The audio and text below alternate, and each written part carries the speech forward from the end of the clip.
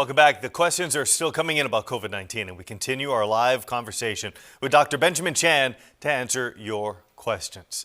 All right, Lulu writes in and asks, why did I get COVID-19 a month after getting the Moderna booster?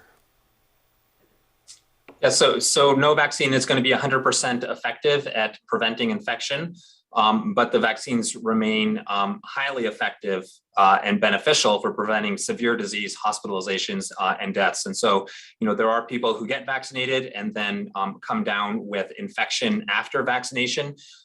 Most of the time, that infection ends up being mild, and the vaccines are working and doing the job that they're intended to do, which is to prevent more serious disease and outcomes.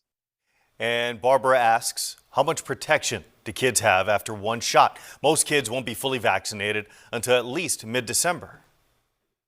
Yeah, great question. So when you're talking about vaccinating kids, both children 5 to 11 and then teenagers, you're primarily talking about using the Pfizer vaccine. And the one dose of the Pfizer vaccine will likely offer some protection. It's a little bit unclear how high that protection will be after one dose or how long, because the vaccine studies that have been conducted and are continuing to be tracked were designed to administer 2 doses of the vaccine. But 2 doses of the vaccine have been shown to be highly effective at preventing infection.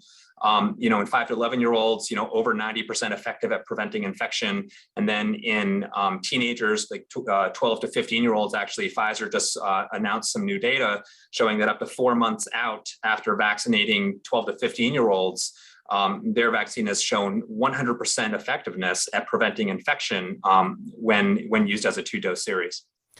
Judy writes in saying, my granddaughter had COVID-19 and there's some question as to how long she needs to wait to get vaccinated. What's the current practice on this?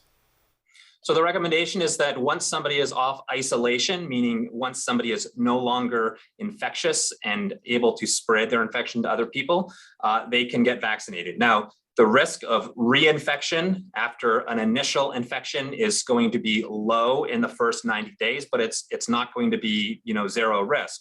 And so the recommendation is that once somebody is off isolation and they're no longer infectious, they can get vaccinated at any point after that. All right, Tom asks, is it safe to get the booster at the same time as the shingles shot? So the COVID-19 vaccine or any of the COVID-19 vaccines can be administered at the same time as other vaccines, including the flu shot and other vaccines like the shingles vaccine. There's no contraindication. There's no reason why somebody can't receive both vaccines at the same time. To my knowledge and to my understanding of the recommendations, there are simply recommendations about providing the different vaccines in different locations, ideally different arms, for example.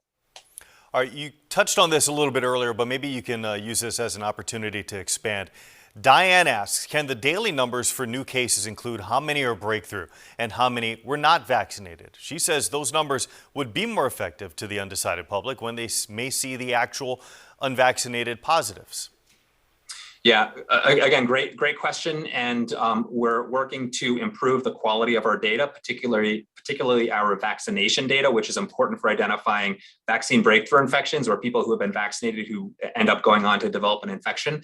And until we do that, we are not releasing specific numbers. But the CDC publishes comparisons on their website looking at national studies that have been tracking rates of infection, hospitalization, and death in unvaccinated versus fully vaccinated people. And so that some of that data is publicly available on CDC's data webpage. And so it would point you again to the numbers that I reported before, that people who are unvaccinated are 5 to 6 times higher risk of infection, 10 times higher risk of hospitalization when infected, and then 14 times higher risk of death compared to fully vaccinated people.